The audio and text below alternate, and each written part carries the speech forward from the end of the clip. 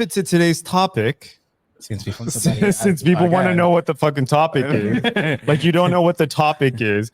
But so today's topic is drag and recovery, but reclaiming your drag and recovery, right? Which is the way we're interpreting this is that all the queens that we have had on, and we'll have on because we still have one more week, are queens who have gotten sober at some point. And so really what we're looking at is like, what were their lives like before? How has their art changed as a result of recovery? And of course, we're just happy to follow the conversation wherever absolutely it goes. And I wanted to add, like, one of the things we were thinking about, and I thought about you particularly, because coming here and then all of a sudden reclaiming or diving back in, because you know, to have like this drag relationship with drag and then have it put on the shelf so you can figure out where your life is. Yes. But then to be able to get it back, that's pretty cool. That's hard. Yeah. It's hard. It's interesting, but more than anything, it's very joyful. I really enjoy it. Very joyful. Yeah. Well, you know what? This is a really nice place for us to ask you the three questions that we ask all of our guests. Are you ready for them?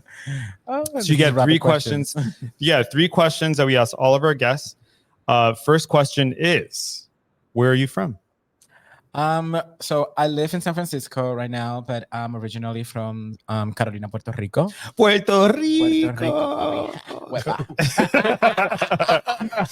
From Carolina, Puerto Rico. Yes, and I have been living in San Francisco since 2017. If I do my math wrong, it should be 7 years. And I said wrong because I'm not sure if that's a number.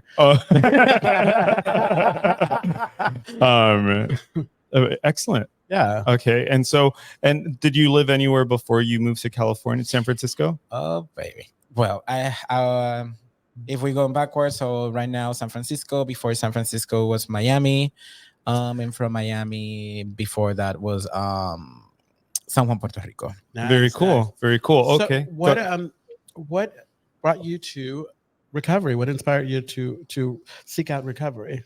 I was messy as hell. Yeah. I was super messy. I was like completely like not being myself. And one time I just realized that I needed to like make a change in my life. And I got a moment of clarity and realized that I do. If I want to continue living, want to continue being alive and enjoy the beautiful things that we have in life, I need to make a change. And sobriety comes up. Nice. Excellent. That's a nice, succinct answer. Unlike previous guest, she's still answering the question. Emails for people. She said she's still emailing us an answer. For folks, Angel, who's the queen that we had on last week, she's also in the room right now. Yeah. So that's why I was looking over for those who couldn't get the physical comedy of it all. And also, for those who don't know, Tongo's partner. And Tongo's partner. That's correct. Yes. That's correct. So maybe that's a nice segue to our next question, which is, tell us about your relationship with your HP. Well, Angels do. No.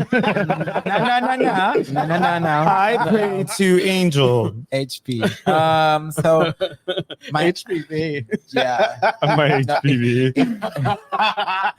But if I tell you what actually HP mean in Spanish, is a very bad word.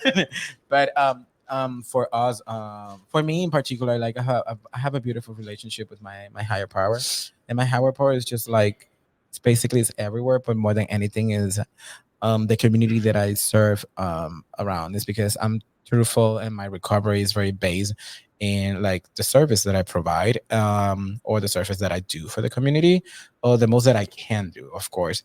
And I think so that keeping myself in service, it just allowed me to be in connect and be high there. That's awesome. Wonderful. Thank you.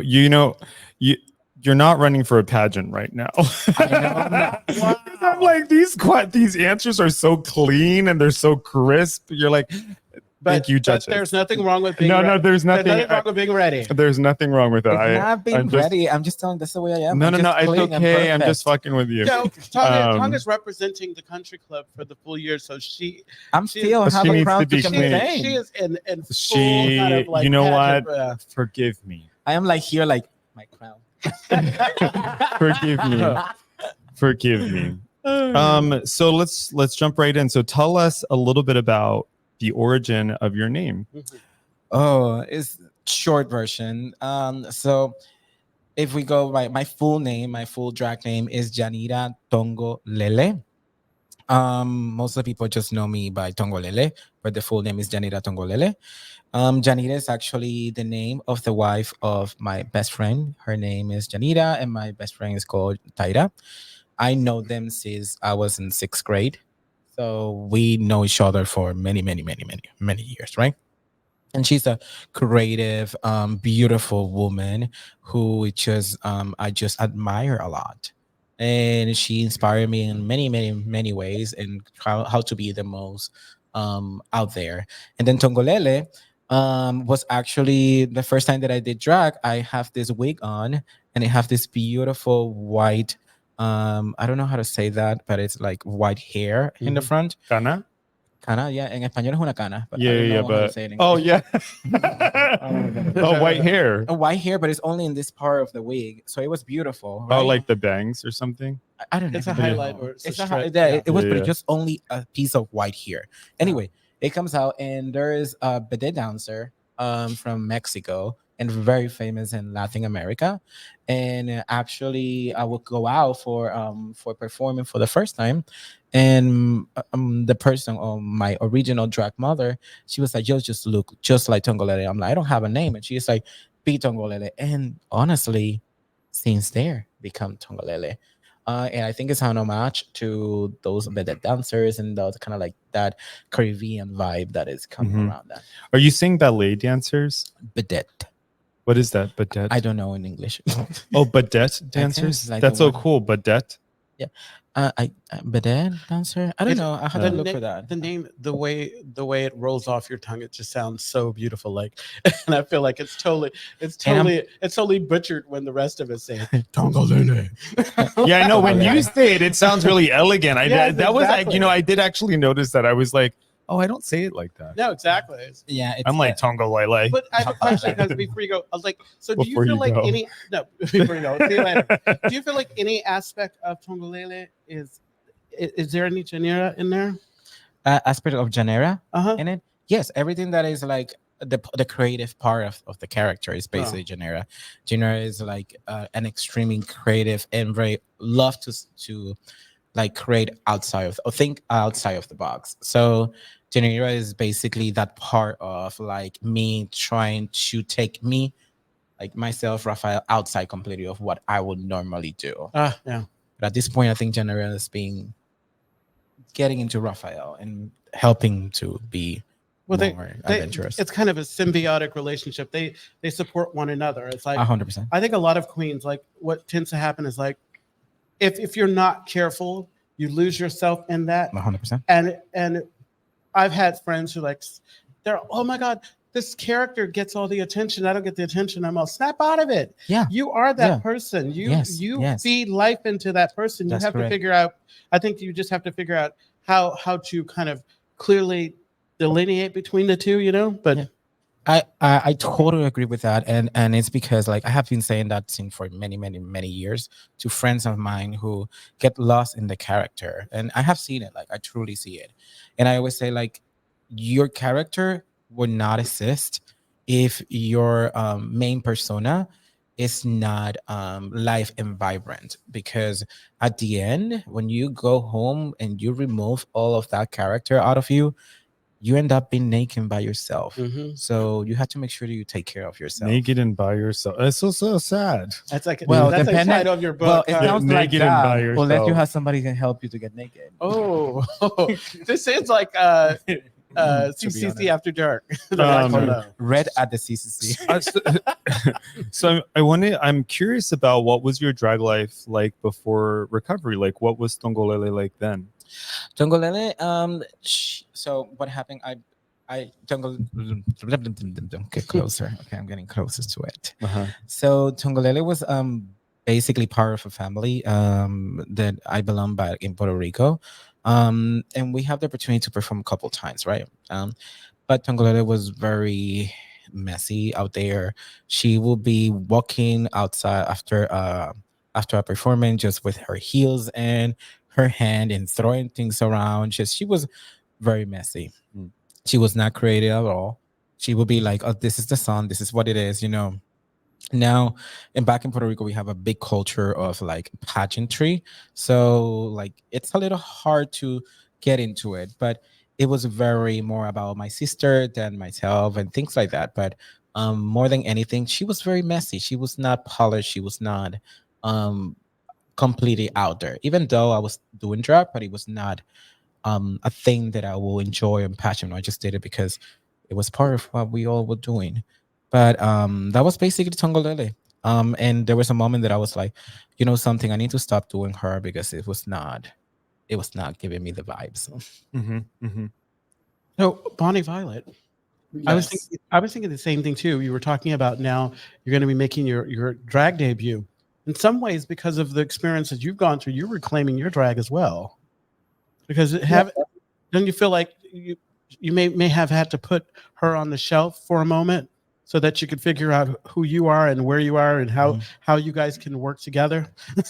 Yeah, well, I mean, I think it was more of an experience of my transness and drag, like really starting to pull those apart. And so, now I think, I'm living more into my feminine trans identity all the time. And so I'm not feeling like I need to look more like a woman. When I do drag, I can play with it a little bit more, which I kind of did a little bit, but it just feels a little bit more playful. And well, I'm trying to make it playful, than more so than like I guess before. So I don't know. I feel like it's hard to separate a lot of my change in drag has been so related to my gender identity that I think it's been more of trying to find the line of what is each, so to speak. Beautiful.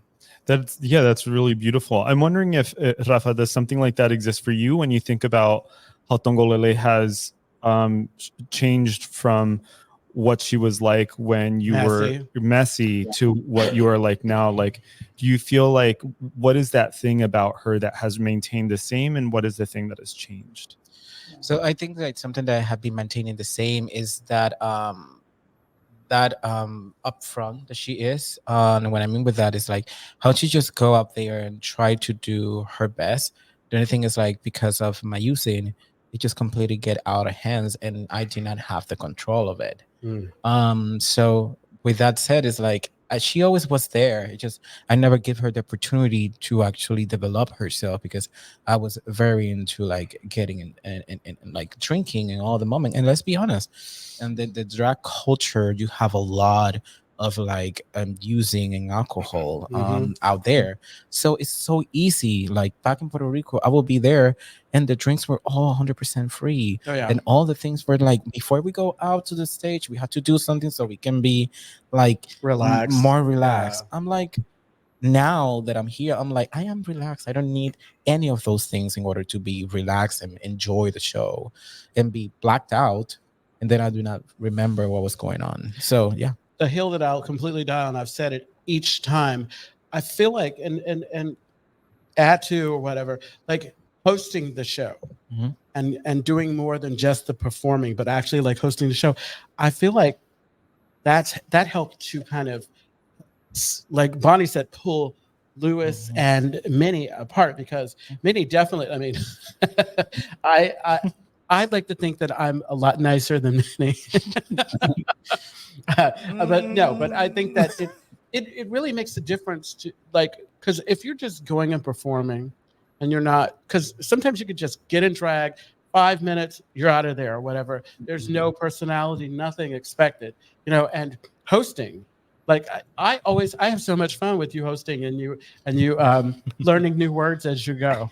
Oh my God. This might be a little bit of an assumption, but you have like a talent of song and dance, and so I'm assuming there might have been some crossover into drag. Like that might have been something you did before drag. Maybe that's not true. What kind of caused you to cross over, if that was even the case?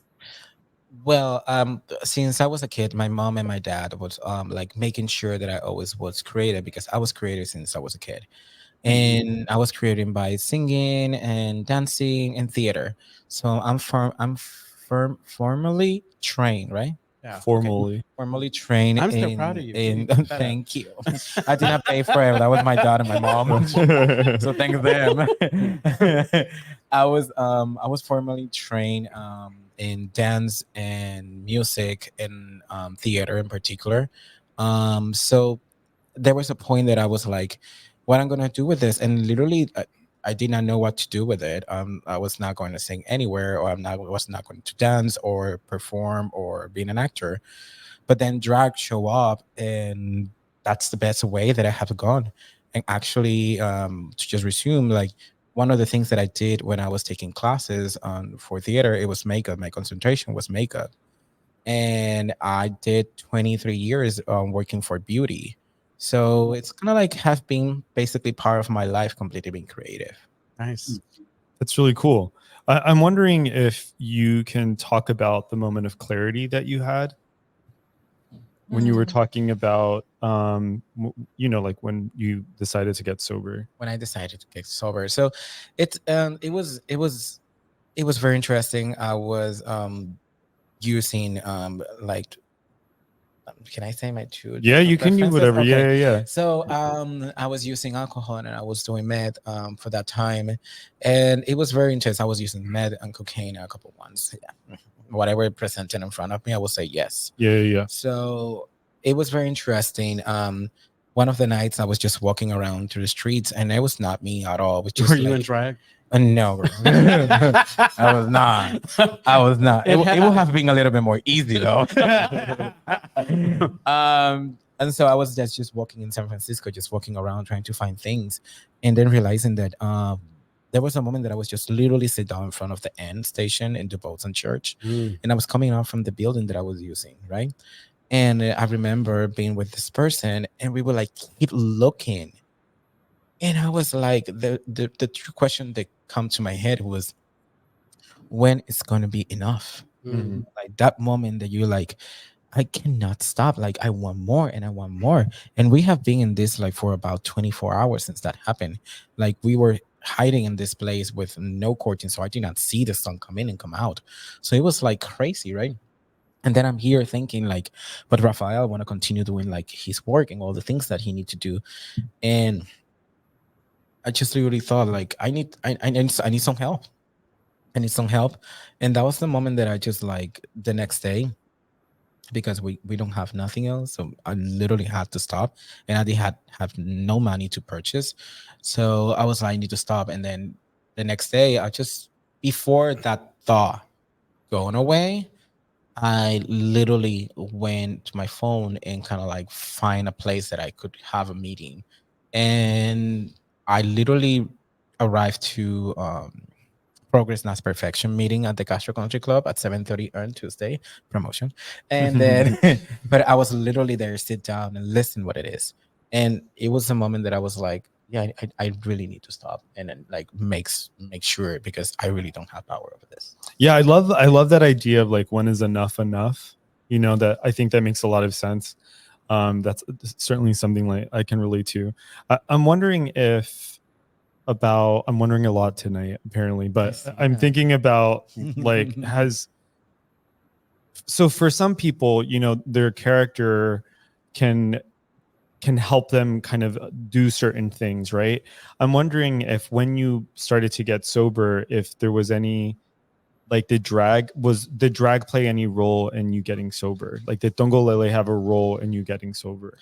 So for me being in like not sober, it was basically being in drag all the time. Oh. So I was always looking forward to just like get something on my body to be like a masquerade of who actually I am. Interesting. And I was like, okay, so if I get a drink, I'm gonna be more spicy. I'm gonna be up. Like I will be going to meetings for my past work and being like a little bit tipsy. It was the only way that I will be able to like kind of like share my thoughts and things like that. So it was kind of like that.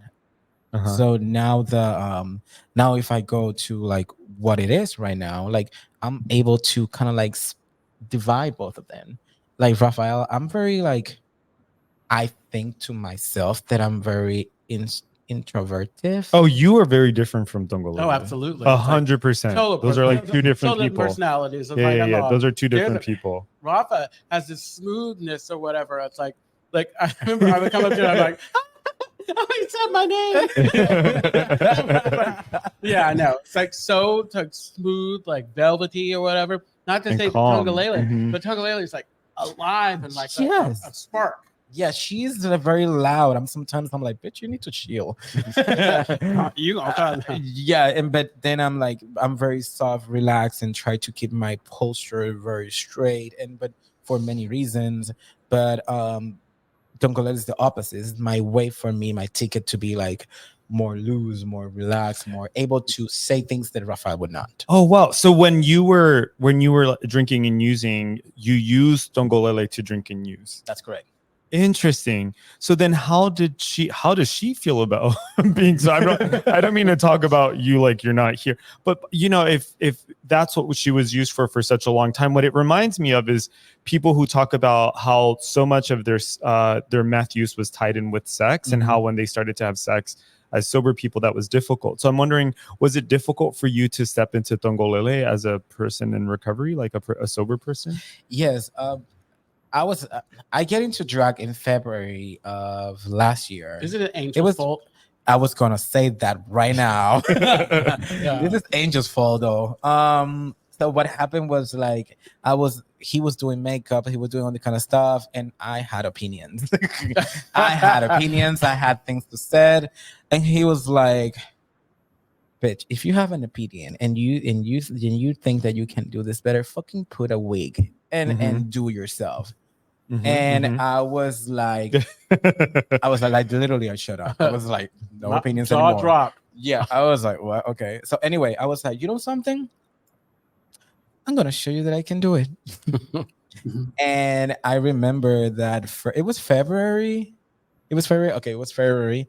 And I was like, okay, let me just do something so I can show. And then I start doing my makeup. No, that day you did my makeup for the first one here, and he did my makeup, and I was like, let me show her. And honestly, it just gave me a beautiful taste, but I was scared because the only thought and the only memories that I have from my drug was not being sober.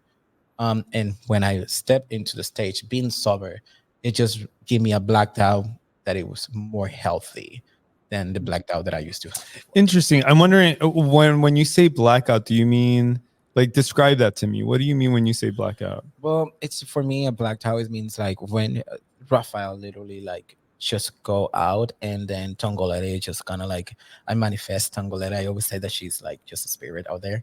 So like Tongolele comes in, and that way that she perform or act and stage, it's just her, because it's a completely different person. Yeah, you just lose yourself in the performance or whatever. Like, it happens a lot. That's why it's so important sometimes to have somebody videotape it. Yes. So that you can go back and say, oh, I did that. Did I just move like that? My doctor is not going to say healing. that. It's so healing, like what you were saying. I mean, to be able to take back that, and it's almost like you're performing sober is your amends to Tongo. 100%. Yes. You know, what's interesting is that when Bonnie Violet was talking, and also you just now, there's this way that a person can find themselves in their drag, and they can also lose themselves in their drag, and that the drag becomes this kind of vehicle. I'm wondering, Bonnie Violet and you, do you have like any thoughts about like drag as a vehicle? Like drag as something to run over people. Yeah. Wow. How about you, Bonnie Violet? What are you thinking? It's what we do drag to drive the bus, right? That all the bozos are on. With all the bozos. Yeah, no, I mean, I think, to me, that's a little bit of what for me, it helped me be more connected with people. It helped me work through, I don't know, it just put me in places, and even just with friendships that I might not have had outside of drag, I guess. And so, and I've said it a number of times, I came to, discover my transness because of drag. So it was a channel, a cart, a chariot to Bonnie Violet even. I hear that. How about you, Rafa? So For me, like the vehicle, how would you say that?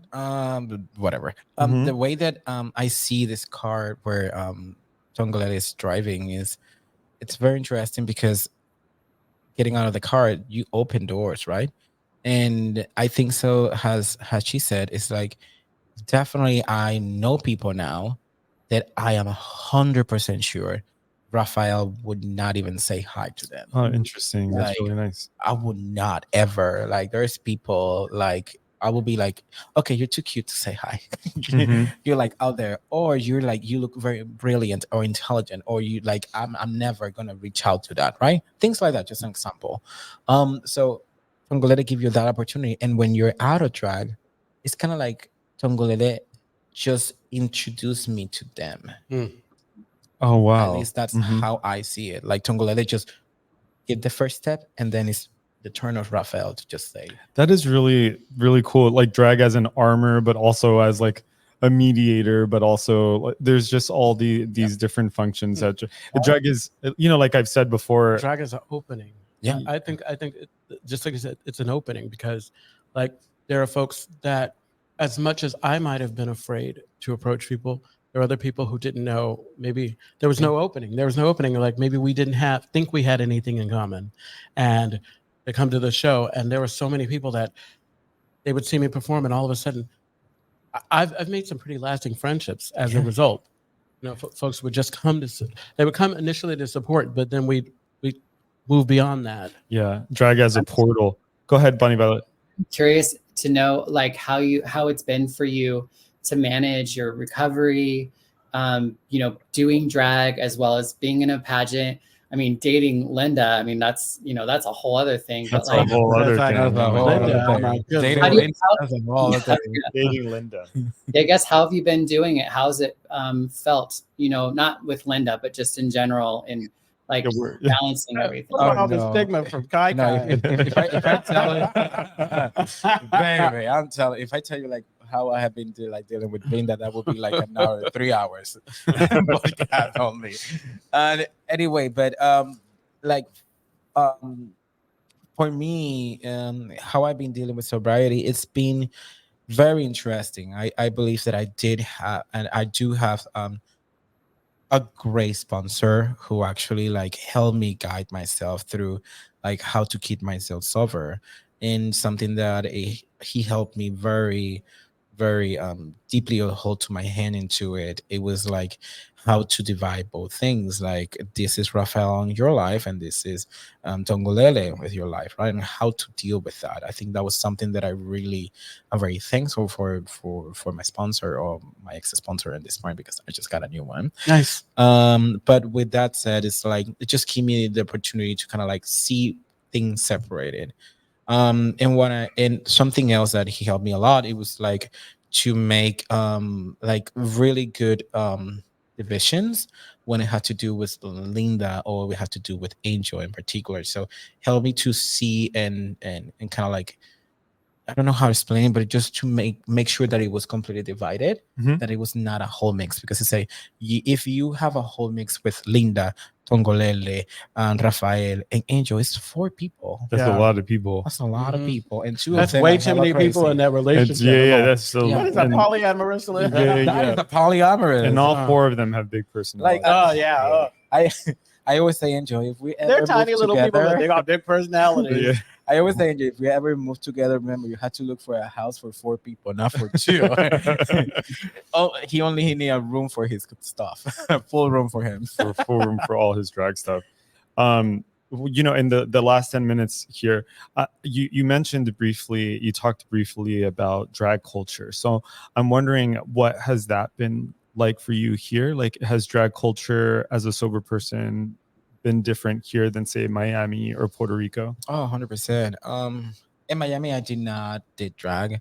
I did drag Puerto Rico and here. I wanted so badly to do in Miami, but the culture of drag in the 3 different places, and the 3 different places are completely different. Oh, absolutely. It's like literally like the same amount of miles away that they are. Oh wow, interesting. Yes, it's very, say more. Well, for every different yes. energy or person or whatever, you bring that in. So it's like, I mean, I feel like our drag community here is going to be different than if there was a specific drag community in the TL or in any other area because of the players or the actors. Interesting. Yeah. Like if we go to Puerto Rico, like this is my personal experience. I don't know. This is my personal experience. I don't know if it's actually how it's happening right now. But when I was back in Puerto Rico, the house that I belong, which is like House of La Cajera. Say it again. La Cajera. That's the House La of La Cajera.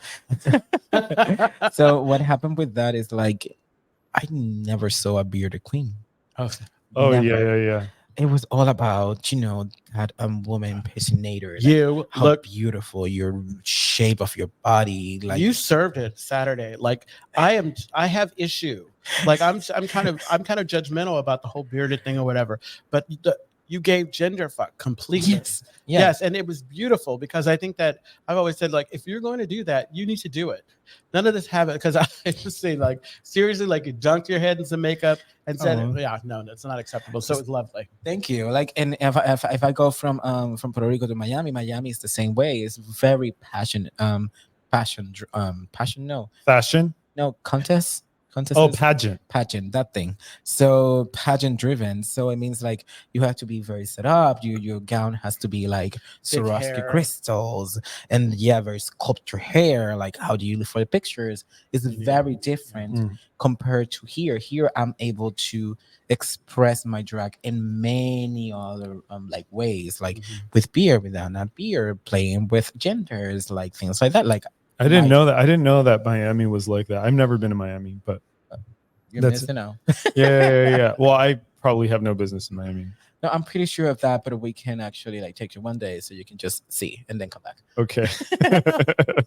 No tea, no shade at Miami. I just feel like I get you. Yeah, okay. So I lived there for 2 years. I did enjoy it. I did enjoy it. All right, let's keep it moving. So it's fine. She was like, shut up. Okay. I know that was a lovely way to say shut your mouth. Literally, I should take that. I think one of the things that's cool about San Francisco too is that even like the drag community that's in the bars and stuff is still pretty saturated with sobriety and sober people. And it's a very supportive space. I'm in Boise and it's actually a lot more diverse than you would think, especially when you look at our drag. And we have a specifically trans and non-binary like only like team. We have a drag king troupe, and like so there's a lot of diversity, but I would say sobriety is not something that's like super represented. I think like my roommate and myself are in sobriety that are kind of in the mix of who's doing the shows right now. So I think that is something that's going to also change from city to city or community to community. You're going to be a part of that transformation. I love that. Maybe this is a whole nother show too. Like for whatever people might say about RuPaul and Drag Race or Dragula or any of those things that are out there in the mainstream, it really is kind of inviting individuals who never thought that they would have an opportunity to be a part. And so I feel like some of the freedom that we get to experience here in San Francisco, it may be spilling over into other areas. I mean, people are starting to see the drag is so much more than just what you thought it was. And to be just very quick, I just have my best friends from Miami, Brian, just visiting and be for the first time seeing me in a show in last Saturday Mascara, and he come in and he saw a drag queen, and like he saw so many type of performers, and then from here we went to Oasis. Say that again. It sounds Oasis. You're great. It sounds good. They're gonna Oasis, change the name. Oasis. Anyway, we went over there, and he saw the type of performance that we do in Mascara and the type of performance that they do in Oasis as well. And then he's like, I had never seen the type of productions that we do in San Francisco in Miami. It's like a completely different scenario, a different scene, and he just fall in love. Then when he go back to Miami on Monday, at the middle of the day, like I think 12, he was already having friends, and they're like talking when they will come back. How fun! Because he loved the drag scene here. Oh, love it. That's very cool. So, in wrapping up, can you tell us a little bit about the future of Tongo Lele or Rafa? She's done after this. I'm done. Do you have any ideas of where you want to be headed or that you are headed? Yeah, she's heading from the bedroom. She's going from the closet of the bedroom. She's going through the garage sale. No, just kidding. kidding. Yeah, But that's interesting. No, Go ahead. so she is like, so I am sober because I'm doing drag, and I'm sober because of the service that I do. Because for me, what I'm doing is something that is healing me as well. So I believe I cannot give you a full plan, but I know it's just right there in the corner. I believe I will be like just continue helping, working, trying to ensure that we have like raising funds for any organization that is still helping to the software community. And I think that's going to be continuing like the work that I will be doing. So I think Tongolale, if she continue after June that I give my crown or step down, I believe it's going to be continuing in all the and fundraising, Yes, philanthropy, that yes. kind of thing. You get Something to like you that. get to find like we're title holders. I get to perform when I want to. I don't have to perform. that part. I can say no now. Yes. Oh God, that is the best. Yeah. No, I'm good. It's like. Should we start landing the plane?